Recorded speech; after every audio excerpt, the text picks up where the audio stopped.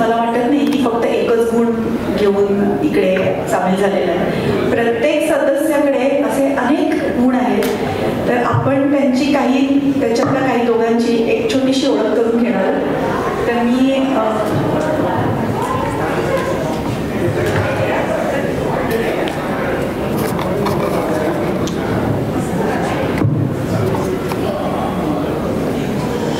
प्रकाश sir आणि प्रसाद sir दोघांना पण मंचावर आमंत्रित करते. हरहुन्नरी पुस्तक प्रेमी हे आपल्या कार्यक्रमाचे शिक्षक आहेत.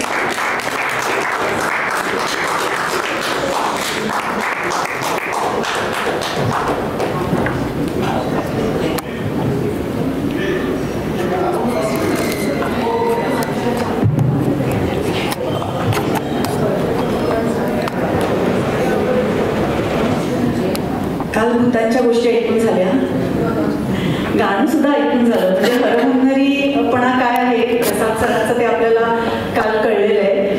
2 गुण तर आपल्यासमोर आलेलेच आहेत. पण त्यातलं आज एक मला त्यांच्याशी गप्पा मारताना एक गोष्ट तुमच्या सगळ्यांसमोर आणायची. त्यांच्याशी गप्पा मारताना लक्षात आलं की त्यांच्या ह्या आपण जे गाणं आणि त्यांचं लेखक म्हणून एक रूप बघितलंय, त्याच्याबरोबरच बँकर म्हणून एक खूप मोठी कामगिरी, एक मोठी यशस्वी कारकीर्द त्यांनी पार पाडलेली आहे. आणि ह्या कारकिर्दीच्या दरम्यान काही प्रसंग असे आले की जे खरोखरच एक बँकर म्हणून अभिमानास्पद वाटावं. कारण बँकर ही गोष्ट अशी आहे की ज्याची सामान्य माणसांबरोबर सतत संपर्क असतो. सामान्य माणसाला त्याच्या मदतीची गरज असते. आता नेट बँकिंग झाल्यामुळे आपल्याला कोणाचे चेहरे दिसत नाही. आपला रिलेशनशिप मॅनेजर असला तरी त्याला कटवण्याकडेच आपला बहुतेक करून ओढा असतो की त्या पुन्हा काहीतरी जाहिराती आपल्याला सांगतील, मार्केटिंग करतील, म्हणून आपल्याला कोणाशी बोलायला आवडत नाही. पण एक काळ असा होता किंवा अजूनही लहान गावांमध्ये जिथे नेट बँकिंग जास्ती वापरलं जात नाही, अजूनही बँकर हा एखाद्या शिक्षकासारखा, शाळेतला शिक्षक आणि बँकेतला अधिकारी यांना सारखंच मदतीच्या अपेक्षेने सामान्य लोक बघितलं जातात. आणि अशा सामान्य लोकांशी अनेक वेळा संपर्क आला आणि अशा काही गोष्टी घडल्या की प्रसाद सरांना मी विचारीन की तुम्ही तो प्रसंग सांगावा की ज्याच्यामुळे सामान्य लोकांच्या आयुष्यात एक खूप मोठा बदल घडवण्यात ते यशस्वी ठरले. नमस्कार सगळ्यांना. माझी बँकिंग कारकीर्द म्हणजे बँक ऑफ इंडियाला मी जवळपास 38 वर्ष होतो. आता 38 वर्षातला नेमका प्रसंग सांगायचा म्हणजे थोडंसं अवघड आहे, पण तरी एक गोष्ट मला खूप प्रकर्षाने आठवते.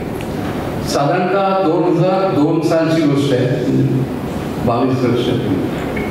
तर त्यावेळेस मी राजुरा म्हणजे चंद्रपूर जिल्ह्यातल्या राजुरा तालुक्यात एक पांढरपवनी नावाचं गाव.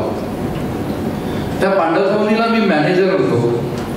तर मॅनेजरला सगळंच करावं होतं. आणि सगळ्यात महत्त्वाचं म्हणजे मी सांगतो की मी बँकिंग हे नोकरी म्हणून तर केलंच, कारण नोकरी तर होतीच ती, पण एक पॅशन म्हणून केलं. आणि मला असं वाटायचं की मला जे हे अधिकार दिलेले आहेत लोकांना, म्हणजे त्यांचं उत्थान करायचं किंवा त्यांना मदत करायची, त्यांना दारिद्र्य शिकवून वर आणायचं किंवा ज्या कुठल्या लेवलला आहे त्याच्या वरच्या लेवलला आणायचं, त्यासाठी मला दिलेला हा देवाने दिलेला अधिकार आहे अशा प्रकारे. आणि तो विवेकाने वापरायचा, एक महत्वाचं विवेकाने वापरायचा.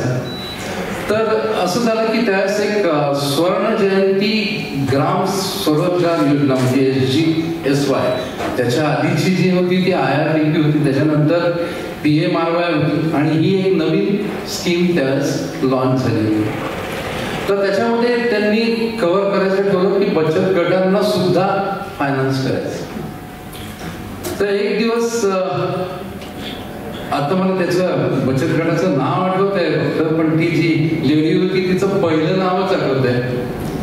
तर लक्ष्मी महिला बचत गट पांढरपवनीची लता म्हणून जी त्याची अध्यक्ष होती, ती आणि त्या बाकीचे 12 सदस्य माझ्याकडे आले आणि त्यांनी म्हटलं की आता काही लोक त्याला टमटम म्हणतात किंवा ही 6 सीटर जी ऑटो रिक्षा आहे, तर ती ऑटो रिक्षा घेण्यासाठी आम्हाला कर्ज पाहिजे बचत गटाला.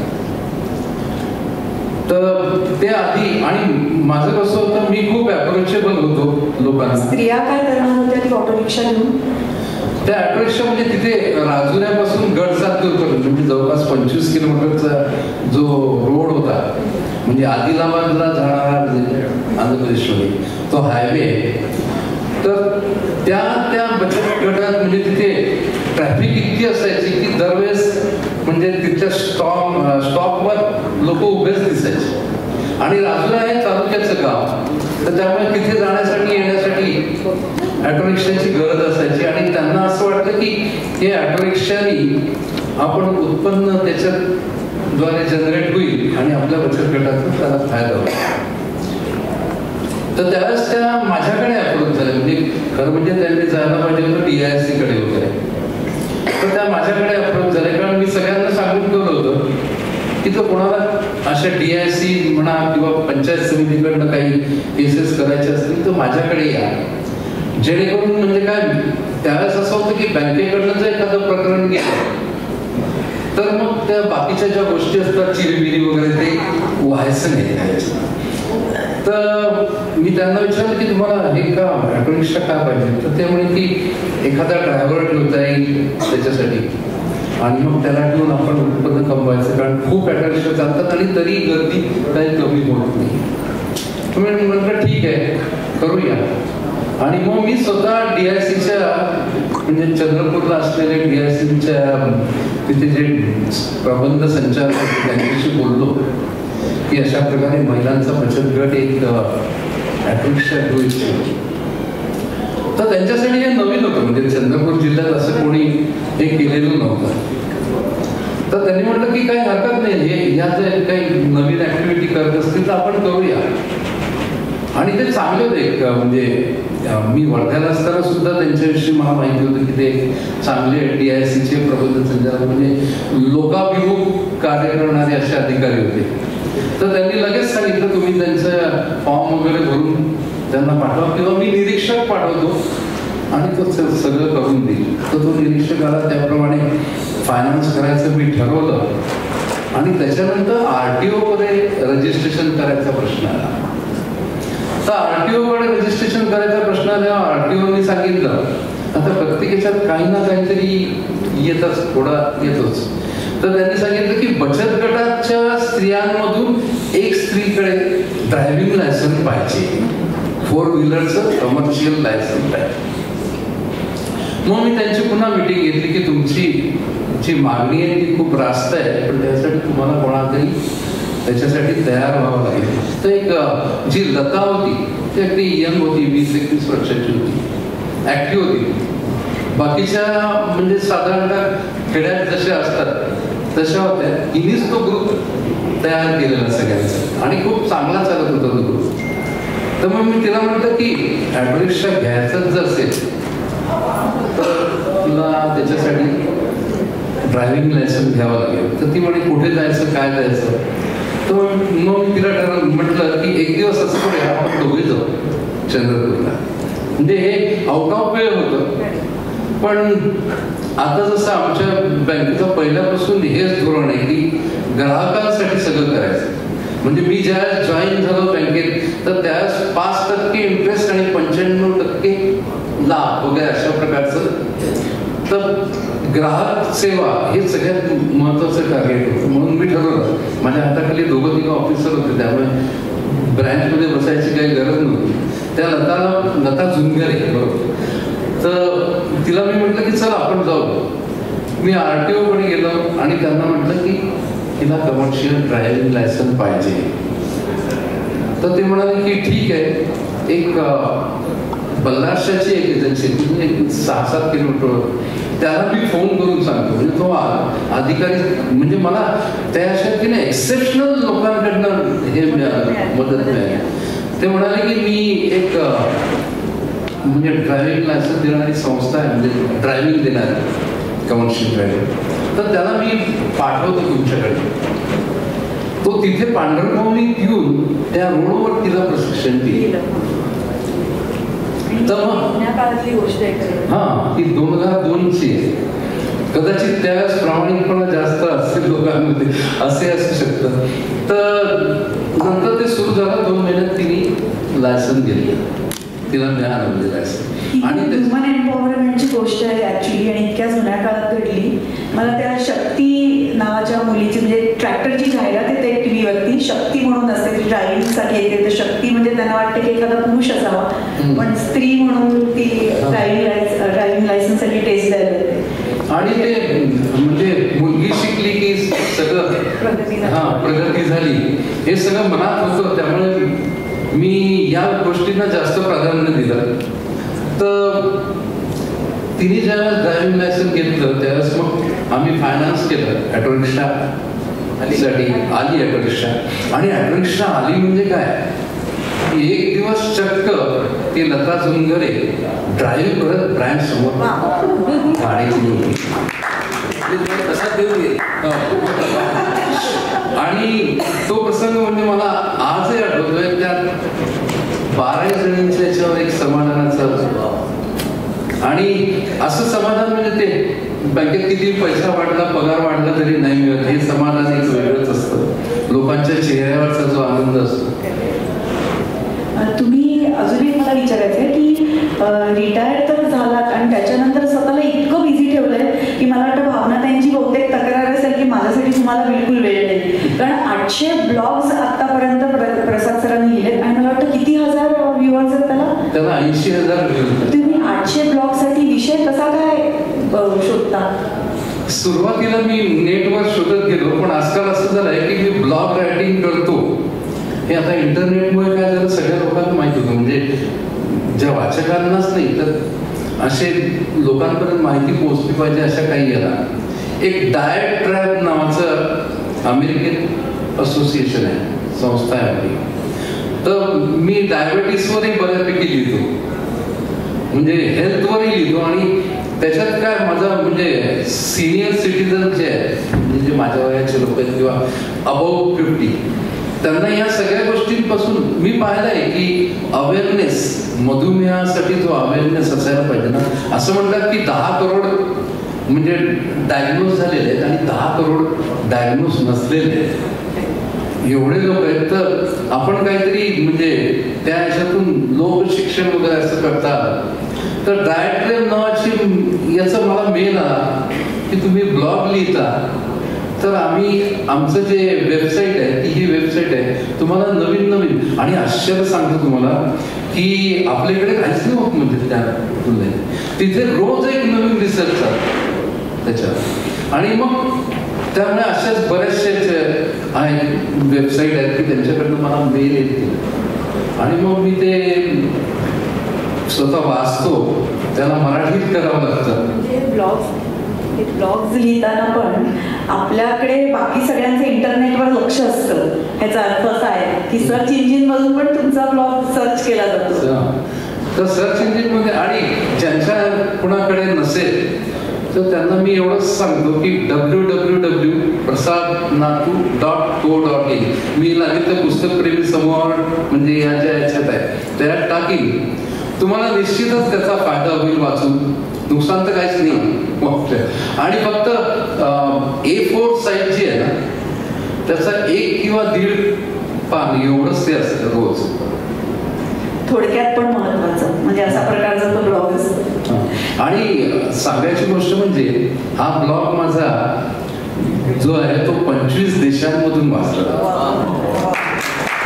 म्हणजे गमतीने माझी मिसेस म्हणते की तुम्ही इंटरनॅशनल ब्लॉगर आहात. 25 देशातून तुमच्या ब्लॉगला वाचन होतं किंवा रिव्ह्यूज मिळतात, हे खरोखरच वेगळी गोष्ट आहे, मोठी गोष्ट आहे नाही का? US मधून खूप आहेत त्यात. अर्थातच मराठी लोक वाचत असतील. भारताचा कीर्तप्रसाद एवढ्या देशात जातो. प्रसाद सर, तुम्ही ब्लॉग तर लिहिता, तुम्ही इलेक्ट्रॉनिक माध्यमात जास्ती काम करता हल्ली.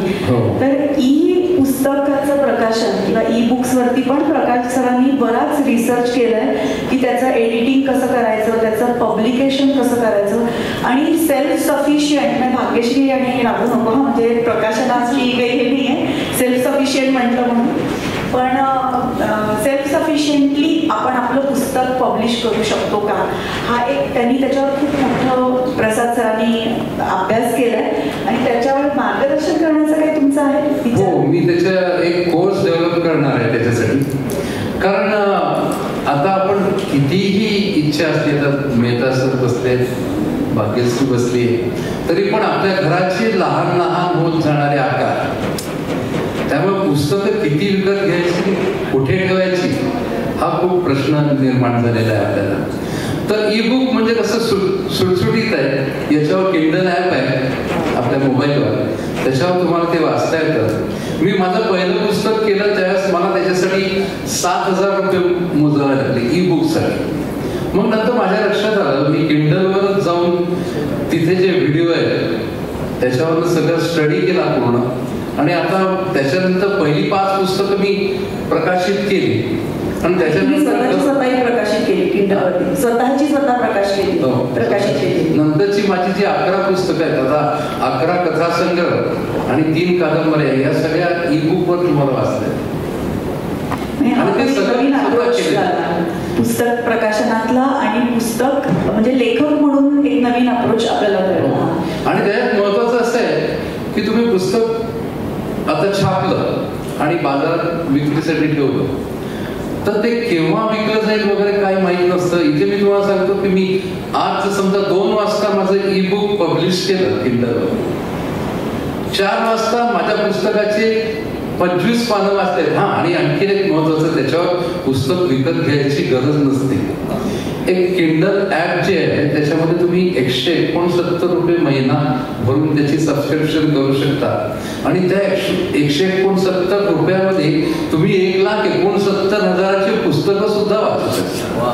हे एक महत्वाचं आहे त्याच्यामध्ये. तर त्यामुळे लगेच मला लक्षात येतं की माझी 25 पानं वाचली गेली आहेत, त्याच्यापासून मिळणारी रॉयल्टी खूप कमी असते, पण तो विषय नाही आहे. लोकांनी वाचलं पाहिजे, हे महत्वाचं आहे. तर त्याच्या तुम्हाला ते सांगतो की त्याच्यावर मिळणारी रॉयल्टी फक्त 7 पैसे पर पेज आहे. आणि त्या हिशोबाने करायचं झाल्यानंतर आजपर्यंत मला म्हणजे ई बुक पासून 20,000 रॉयल्टी मिळाली. तर मी ती रॉयल्टी नाही पहा, मग त्याला 0.07 नी डिवाइड करून मी बघितलं तर जवळपास माझी 5,000 पुस्तकं वाचली. ते सगळ्यात ते जास्त महत्वाचं आहे. प्रसाद सर जसं पुस्तकांबद्दल बोलतात, तसेच प्रकाश सर पण उत्तम वाचक आहेत, फोटोग्राफर आहेत, स्टोरी टेलर आहेत. त्यांच्या फोटोंचे आपण सगळेच दिवाने आहोत इकडे बसलेले सगळेजण पुस्तकप्रेमी. नुसते पुस्तकप्रेमी नसते, बाहेरच्या फेसबुकवरती म्हणजे बाहेरच्या कम्युनिटीमध्ये पण प्रकाश पिटकर हे फोटोग्राफर म्हणून नाव खूप प्रसिद्ध आहे. आज आपल्याकडे प्रकाश सर आहेत.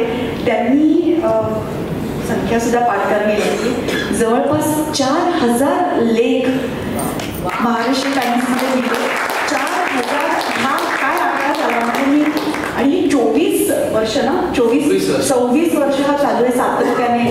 मग आता ह्याचं गिनीज बुक किंवा लिंकामध्ये वगैरे आपण अप्लाय करूया का? प्रकाश सर, तुम्ही काय सांगू शकाल की तुम्ही हे लेख लिहायला हे 4,000 एवढी आपला जो आकडा दिसतो, एवढं सातत्य लिहायचं आणि 4,000 लेख वाचून सुद्धा अजूनही वाचकांना उत्सुकता असते की आज प्रकाश पिटकरांनी काय लिहिलं, कशाबद्दल लेख लिहिलाय. मग अजूनही उत्सुकतेने आवडीने लोक वाचतात. तुम्ही लेख लिहायची कशी काय सुरुवात केली? नमस्कार. तर कसं सांगू, मी आहे ना 98 साली 98च्या म्हणजे मध्य ऑक्टोबरमध्ये पंचकेदारचा ट्रेक केला. तर 5 केदारचा ट्रेक आजही टफ आहे. म्हणजे केदारनाथपासून आपण निघतो आणि बद्रीनाथला शेवट जातो. मध्ये 5 केदार आहेत. मधमेश्वर, केदारनाथ, मधमेश्वर आहे, तुंगानाथ आहे, रुद्रनाथ आहे आणि कल्पनाथ आहे. तर त्यावेळेला काय परिस्थिती अशी म्हणजे आर्थिक परिस्थिती अगदी बेताची होती. त्यामुळे पाठीवर सगळं घेऊन आपलं सामान आणि मुलाबाळात सकट केलेला. तर मी आलो आणि मग आमच्यातल्या कोणीतरी मला सांगितलं की तू लिही याच्यावर. मग मी ते लिहिलं आणि मी महाराष्ट्र टाइम्सला तो फुलस्केप, त्यावेळी हे नव्हतं काही, तर फुलस्केप घेऊन मी तो पेटीत टाकला. त्यांच्या खाली पेटी होती. तर 5-6 दिवसांनी मला फोन आला की मी अनिल डोंगरे बोलतोय, इथे काही आहेत त्यांच्या, म्हणजे त्यांचे दीर आहेत ते, तर तुम्ही मला भेटायला या.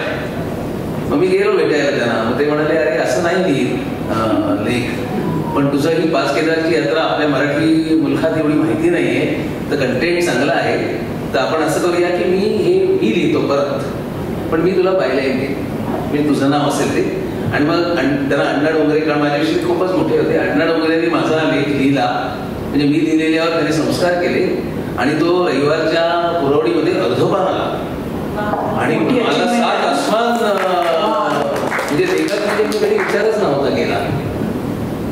आणि मी धडपड्या माणूस आहे आणि माझी धडपड लहान मुलं असतात तशी आहे. आजही क्रिस्टवरची माझी धडपड लहान मुलांसारखी आहे.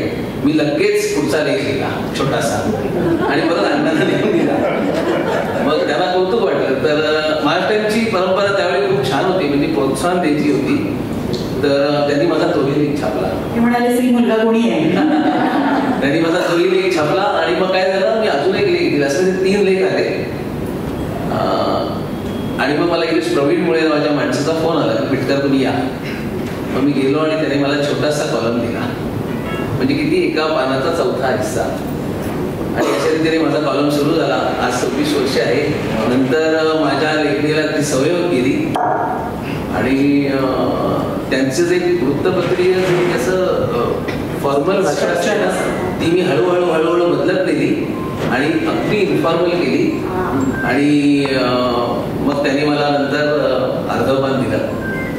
प्रकाश सर, तुम्ही लिहिताना तेव्हा ॲज अन आर्किटेक्ट मला नेहमी असं कॉम्प्लेक्स येतो की प्रकाश सर ज्या दृष्टीने त्या वास्तूंकडे बघतात किंवा ज्या नजाकतीने, ज्या बारकाईने अभ्यासपूर्ण बघतात, तसं मी सुद्धा बघितलं नाही. मला प्रचंड लाज वाटते. प्रकाश सरांचा लेख वाचला की वाटतं अरे मी सुद्धा हे बघितलेलं आहे, किंवा मी तर आधार बाकायदा त्याचा कदाचित अभ्यासक्रमात अभ्यासही केलेला आहे, पण माझ्या या गोष्टी कशा लक्षात आल्या नाही. मी ही एवढी बारकाईची मी हळूहळू विषय, मग मी त्यांचा माणूस झालो हळूहळू. आणि माझ्याकडे पूर्वीपासूनच प्रामाणिकपणा कोण आईबाबांकडून आलेला असल्याने बाकी भानगडच नसायची, त्यामुळे मी त्यांचा माणूस झालो. आणि मग त्यांनी मला अख्खं पान द्यायला सुरुवात केली.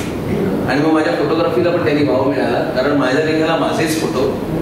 असं करता करता 4000 लेख 26 वर्षात झाले आणि 26 वर्ष माझा कॉलम अखंड चालू आहे. आपले पुस्तक परिचय झाले, जसं प्रकाश सरांचा अखंड कॉलम चालू आहे. 4000 झाले. आणि मग म्हणजे मलाच आता वाटलं तर मी त्यांना म्हटलं की आता आपण असं नका करू, आपण कोणाला तरी अजून दुसऱ्याला देऊया. मी ऍक्च्युअली श्रेया राजवाडेंचं नाव सुचवलं त्याला, की ती आर्किटेक्ट आहे आणि आपल्या एका प्रॉपर्टीच्या पुरवणीसाठी पहिल्याच लेखाला मला नाही म्हणतील. तर त्याला आपण बघू, श्रेया राजवाडेंना देऊया, पण तुमचा कॉलम काही थांबणार नाही. असं करता करता मग मी आर्किटेक्चर, म्हणजे सामान्य माणूस जेव्हा किल्ला बघायला, परत लहान मुलं, सगळ्याचं यश फक्त लहान मुलाचं आहे. तर किल्ला बघायला गेलो मांडूचा, तर मग त्यातला लॉफ्टीनेस किंवा काय, आणि मग फोटोग्राफी, वाईड अँगल, माझी वाईड अँगल लेन्स अतिशय प्रिय. असं करता करता मग मी ते सामान्य माणसाला तो मांडूचा किल्ला कसा वाटला, राणी रुक्मतीचा महाल कसा वाटला किंवा जहाज महाल कसा वाटला, असं मी लिहित गेलो. आणि मग त्याच्यामध्ये आर्किटेक्चरल व्हॅल्यू आपसूक प्रत्येकामध्ये आर्किटेक्ट असतो ना, तर सामान्य माणसाला वास्तू कशा, आणि मग मी मनापासून एकदम लिहिणार. तर ते असं करत करत गेलो. तर एक दिवस मला फोन आला JJ कॉलेज ऑफ आर्किटेक्चरचा, आणि त्यांनी मला सांगितलं की आमचा वर्षाचा जो, त्याचं नाव विसरलो मी, त्या फेसचं, तो अतिशय प्रतिष्ठित असा कार्यक्रम आहे आमचा, दरवर्षी असतो. तर त्या कार्यक्रमात तुम्ही प्रमुख पाहुणे म्हणून यायचं. त्याला म्हटलं की मी बिलकुल येणार नाही, की माझा आर्किटेक्चरचा काही संबंध नाही आर्किटेक्चरशी, आणि मी फोटो वगैरे माझे चांगले तिथपर्यंत ठीक आहे, पण हे तुमचं प्रमुख पाहुणे आहे ते एवढ्या आर्किटेक्टसमोर, त्यामुळे आम्ही जे शिकवत नाही ते तुम्ही शिकवता. तुमच्या कॉलेजमधून आमच्या कॉलेजचा जो करिक्युलम आहे त्याच्यामध्ये सगळ्या गोष्टी आम्ही न सांगू शकतो त्या तुम्ही सांगत असता. की आर्किटेक्चर कॉलेजच्या सिलेबसमध्ये जी पुस्तकं आहेत त्याच्याऐवजी मला वाटतं प्रकाश सरांचे लेख द्यायला पाहिजेत, कारण ती फार कंटाळवाणी चॅप्टर्स असतात आणि अजिबात वाचावेसे वाटत नाही.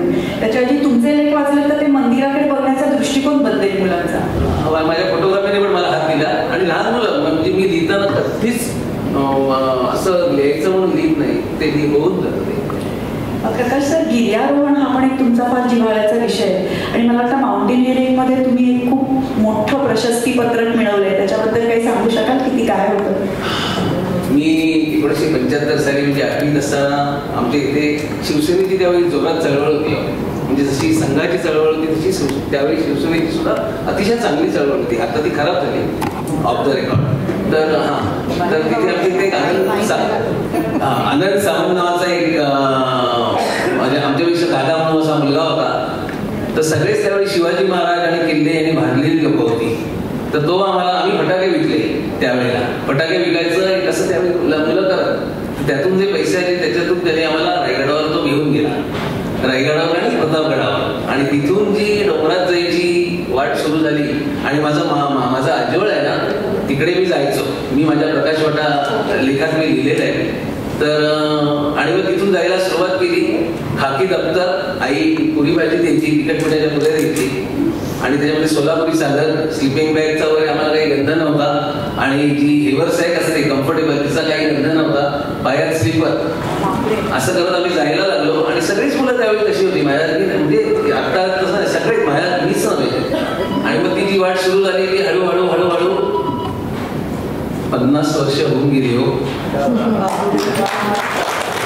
मी सह्याद्रीत फिरतोय. मग मी एकटा फिरायला लागलो. मी कोणी हरिश्चंद्रगडावर गेला असेल की नाही मला माहिती नाही. आत्ताच्या हरिश्चंद्रगडावर गर्दी असते, पण 25-30 वर्षांपूर्वी गर्दी नसायची. पट्टेरी वाघ सुद्धा हरिश्चंद्रगडावर होते त्यावेळेला, म्हणजे वावर असायचं त्या प्रदेशामध्ये. आणि तर तिथे मी एकटाच राहिलो जाऊन. मग दुसऱ्या दिवशी का तिसऱ्या दिवशी कोणतरी ठाण्याचा एक कोळी नावाचा मुलगा आला ग्रुप घेऊन. आणि मग त्यांनी मला बघितलं की मी इथे एकटाच आहे. माझं ते दप्तर होतं, चुलीसारखं 3 दगड मांडलेली होती आणि मी आपला कोकणकडा आणि असं फिरत. मग तेव्हापासून त्याची पण माझी मैत्री की हा मिटकर एकटा राहिला होता. पण माणूस जोडणे हा पण एक त्यांचा मोठा विशेष आहे. कारण त्यांचे कुठचे गाईड, प्रत्येक प्रवासातले गाईड त्यांचा बरोबर संपर्क असतो आणि ते इतरांना पण त्याला मदत करतात. त्यांच्याशिवाय काही होत नाही ना. सर, तुम्ही सर्टिफिकेट तुम्हाला एक इंडियन आर्मी, मग काय झालं पण आमची परिस्थिती अगदी बेताची काय, म्हणजे जे खायला प्यायला चांगलं होतं पण परिस्थिती बेताची. त्यामुळे माझ्या बरोबरचे लोक एक्सपिडिशन्सला गेले, त्यांनी उत्तर काशीला जाऊन कोर्स केले 18-19 वर्षी. मला काही ते शक्यच नव्हतं. माझं आपलं फिरणं चालू होतं पण प्रावीण्य मात्र खूप होतं. मग मी IDBI नोकरीला लागलो आणि मी 28व्या वर्षी त्या कोर्सला मी नाव दिलं. ऑफिसनेच पाठवलं मला. ऑफिसचा मी खूप लाडका मुलगा होतो. ते म्हणाले अरे तू कोर्स, मी म्हटलं आता मी कोर्स करू काय, कारण रिस्क टेकिंग कॅपॅसिटी माझी ऑलमोस्ट कमी झाली होती. तर म्हणे नाही तुला कळणार नाही, तू जाऊन ये. आणि मग त्याने ऑफिसने मला स्पॉन्सर करून पाठवलं. तर तो कोर्स इंडियन माउंटेनरी फाउंडेशनचा होता. इंडियन आर्मी शिकवणार होती. माझ्याबरोबर इंडियन आर्मीचे कमांडोज 20-21 वर्षाचे होते, 22 वर्षाचे, मी 28. तर 20च्या मनाने 28 त्यांच्या दृष्टिकोनातून जास्ती वय खूप जास्त आहे ना, खूप जास्त आहे. पण 28 म्हणजे 28ला सुद्धा सगळेजण असे एकदम लोखंडी कांबीसारखे होते, म्हणजे उडी मारणं सगळ्या. तर तिथे मी भन्नाट परफॉर्मन्स केला. म्हणजे रॅपलिंगला 100 फुटाच्या फॉलवर मी 2 उड्यात जात असे खाली. म्हणजे तुम्ही असं तुम्हाला फेकून द्यायचं असतं बाहेर जोर घेऊन, पण तो जोर जिथपर्यंत जाईल हवे तिथपासून तुम्ही परत त्या कातळाकडे येता, परत पायाने दुसरा जोर मारायचा आणि परत हवेत छल्लांग घ्यायची आणि खाली. तर मी 2 उड्यात मारायचो. तर कर्नल गहलोत नावाचे, तर ते आर्मीची मुलं पण घाबरायची. वर गेल्यावर खाली भीती वाटते, सवय नाही ना. तर ते खालून ओरडायचे की पिटकरांच्या पायाचे तीर्थ घे, तो बघ कसा उड्या मारतो. आणि मला ऑल इंडिया खूप मोठी गोष्ट आहे ना की आर्मीकडून ट्रेनिंग घेऊन त्यांच्याकडून असं सर्टिफिकेट मिळणं खरंच अचिव्हमेंट आहे. मला तुम्हाला अजून एक विचारायचं होतं की फोटोग्राफीचं तुम्ही करायला लागलात तेव्हा निसर्गाची फोटोग्राफी करायला लागलात, ते जास्ती कधीपासून सुरू करायला लागलात? नाही, परत आता परिस्थितीचाच उल्लेख की कॅमेरा घ्यायला पैसे कुठे होते, विचार सुद्धा नव्हता. मोटरसायकलचा इच्छा असली की सगळं मोटरसायकलची मला मोटरसायकलचं वेळ होतं. कुठचंही ड्रायव्हिंग शिकलोच नाही, बसलो तेच चालवायला. कारण एवढं बसमध्ये बसलं की ड्रायव्हरच्या बाजूला जाऊन उभं राहायचं. मग तो काय टाकतो गिअर आणि घरी आल्यावर ना मनामध्ये तेच. तर कुठचीच गाडी, कुठचीच म्हणजे मोटरसायकल असो, जीप असो, माझ्या मुलालाही मी शिकवले नाही, तो पण असाच शिकला. तर कॅमेरा मी 84ला मला IDBI बँकेत नोकरी मिळाली आणि मग हळूहळू माझं लग्न झालं. माझी बायको पण IDBI बँकेत होती. मग परिस्थिती खूपच चांगली झाली. तर मग मी 86 साली इनफिल्ड मोटरसायकल पहिल्यांदा घेतली. तेच विचारत मी. आणि कॅमेरा मी 99 साली घेतला. म्हणजे माझं लिखाण आणि माझा कॅमेरा दोघांचं कालावधी तेच आहे. 99 साली मी कॅमेरा घेतला आणि परत लहान मुलं तर कॅमेऱ्यामध्ये मी असं करायला लागलो की मोटरसायकल शिकवले नाही, कॅमेरा पण मला कोणी शिकवला नाही. तर मग मी हळूहळू शिकत गेलो, बघत प्रॅक्टिस करायची. मग मायक्रो लेन्स घेतली. मायक्रो लेन्समध्ये काय असतं, छोटंशी वस्तू मोठी दिसते.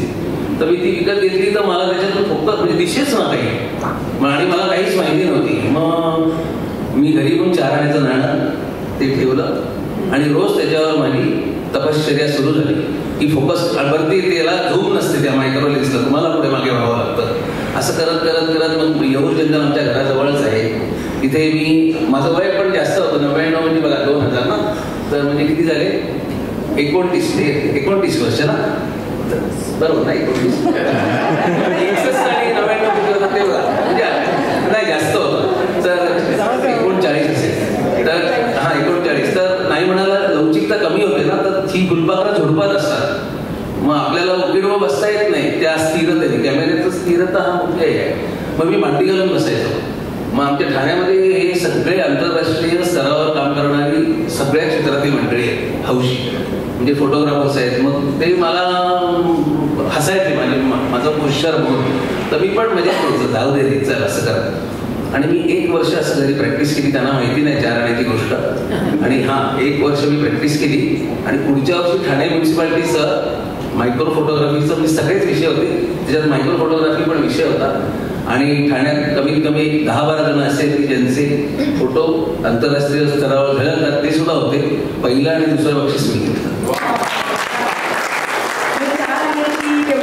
आणि नंतर पुढच्या रविवारी जेव्हा मी येऊरला असा बसलेलो होतो परत, तेव्हा सगळेजण आले आणि सगळ्यांनी लागले असे उभे राहिले आणि मला म्हणाले, तू उभा काका म्हणत जो काही असेल ते, अरे तुझी भाषा असेल. आणि सगळ्यांनी साष्टांग नमस्कार करतात.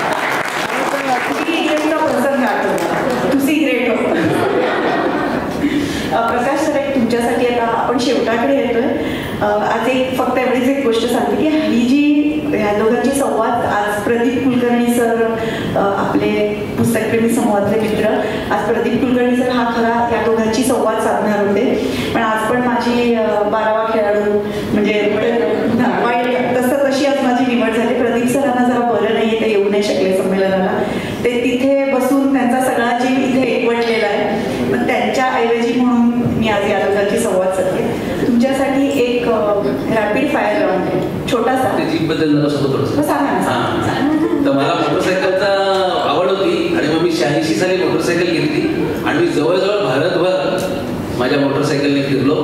मग मी जीप घेतली आणि मी 3 वेळा ठाण्याहून लडाखला जीपने आणि अशा वेळी गेलो की ज्या वेळेला रस्ते नव्हते, म्हणजे फक्त कारगिलचा जो रस्ता आहे, म्हणजे श्रीनगरहून कारगिल द्रास पटानिक मार्गे जाणारा तो रस्ता मिलिटरी वापरत असल्यामुळे तो चांगला होता, म्हणजे बरा होता. आणि मधला जो मनालीचा रस्ता आहे 500 किलोमीटरचा, ती सगळी मोरेल होती. मोरेल म्हणजे दगड तोंड्यांचा रस्ता. जीपचे 4ही टायर तुम्ही इंडिव्हिज्युअली उतरवायचे. आणि 3रा रस्ता होता शिमल्याहून जाणारा. तुम्हाला त्या प्रवासामध्ये, एवढ्या खडतर प्रवासामध्ये असा काही विलक्षण प्रसंग आला की अटीतटीचा ज्याला प्रसंग म्हणता येईल असा? कारण हा तुम्ही ज्या रस्त्याचं वर्णन केलं तो खरंच अवघड रस्ता आहे. मी सांगू का तुम्हाला, परत लहान मुलं, माझ्या जीपची मी माझ्या प्राणापेक्षा जास्त काळजी घेत असे आणि आजही घेतो. माझ्या जीपला कधीही अडथळा आला नाही. आणि ब्रेक फेल झाले 2 वेळा अलगच्या याच्यामध्ये, तरी सुद्धा गाडी माझी गेली बरोबर. ब्रेक फेल होऊन कशी काय पोहोचली गाडी? पोहोचली नाही, पर्याय नाही ना तिथे दुसरा तुमच्याकडे. कारण डिझेल सुद्धा तुम्हाला वरती म्हणजे कॅनमधून घ्यायचंय. तर असं म्हणजे त्यावेळेस यायच्या पर्यंत माझी गाडी जायची. मदत करणार भूत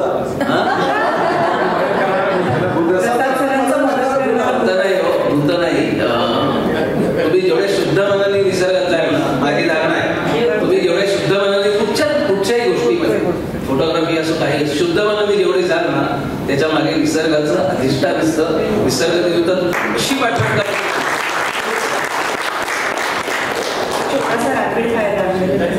तुमच्याकडनं ऍक्च्युली दिसते ना, तुमच्या सगळ्यांकडून असे पूर्ण दिवसभर ऐकायला पाहिजे.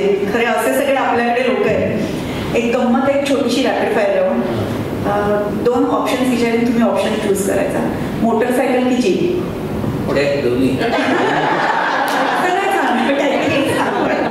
तुम्ही प्रत्येक गोष्टीला दोन्ही नाही.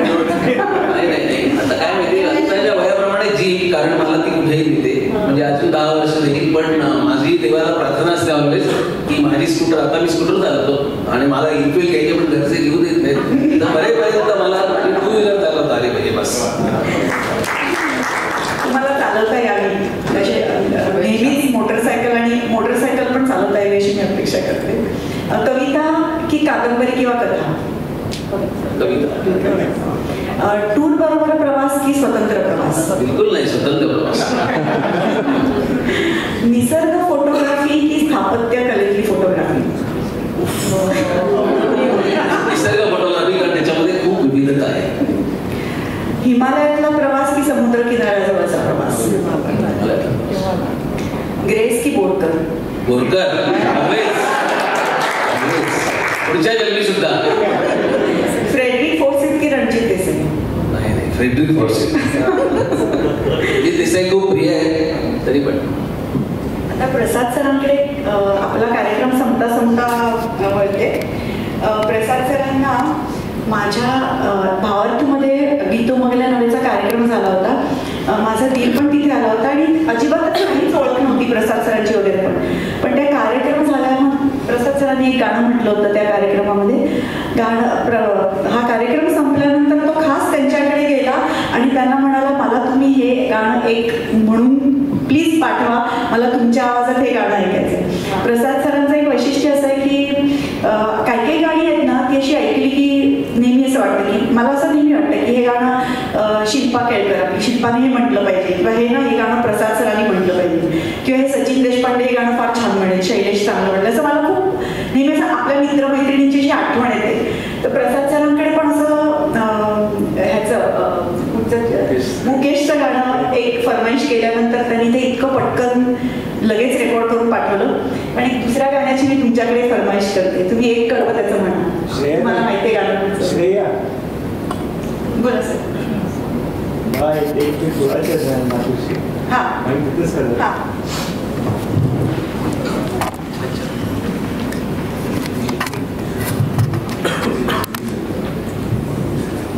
खूप आधीची गोष्ट आहे. आम्ही जेव्हा सेलूला होतो सोबतच आम्ही बँक ऑफ इंडिया बँक झाली की आम्ही संध्याकाळी घरी आलो की आपली आवड कार्यक्रम सुरू असायचा. आम्ही दोघे अनरेड होतो तेव्हा त्याचं खास गाणं होतं आपलं ते सखीमंद झाले तारखा. दोन वेळ तू म्हणताच बरं वेळ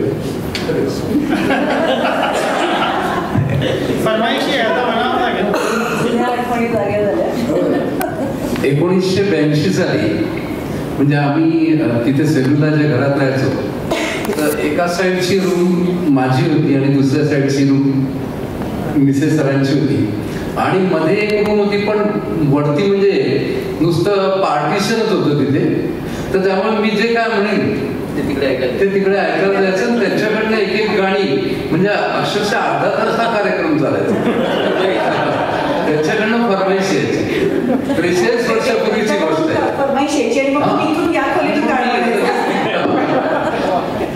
तर त्यांचं खूप आवडतं गाणं आहे सखी मंद झाल्यासारखं.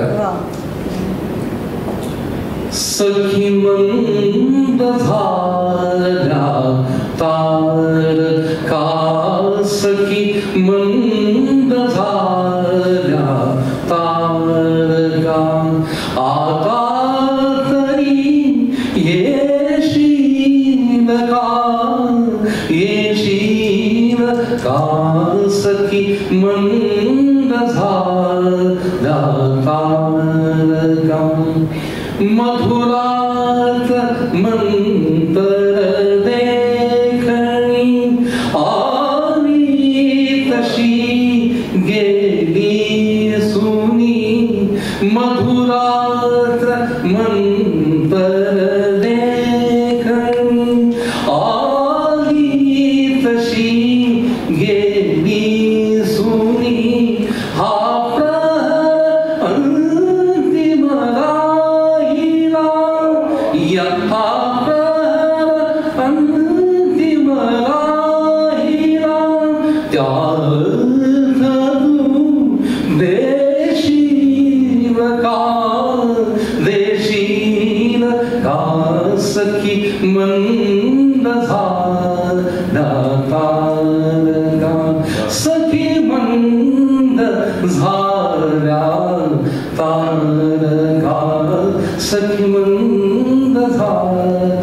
Thank you so much. इतकी सुंदर आठवण सांगितली तुम्ही. सर डोळे मिटून बाबूजी. आणि त्यांनी तो प्रसंग सांगितला तो खूप छान होता की तिकडून फरमाईश यायची आणि तिकडून गाणं सुरू व्हायचं. प्रकाश सर आणि प्रसाद सर तुमच्या दोघांचे आभार. खरं तर आपल्याकडे सगळीच मंडळी अशी की आपण दिवसभर गप्पा माराव्या. आपण कार्यक्रमाची या आत्ताची सांगता करूया. कौशिककडे पुन्हा तुमच्याकडे